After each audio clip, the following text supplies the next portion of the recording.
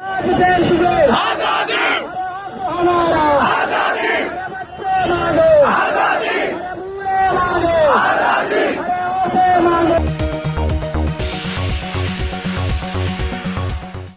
नाजरीन, INT today news में आपका खैर मकदम है। पेश है ये खास खबर खास आपके लिए।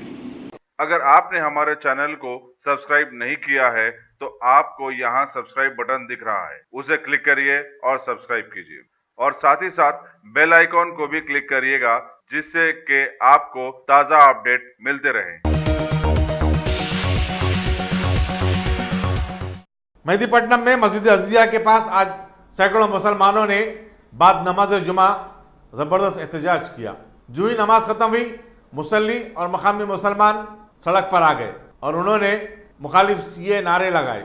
उन्होंने हमें आज़ादी चाहिए जैसे नारे भी लगाए। यहाँ ये बताना ज़रूरी होगा कि सीए कानून की मंजूरी के बाद से मस्जिद अज़िया पर हर जुमे को यह एहतजाज मुनज़्ज़म किया जा रहा है।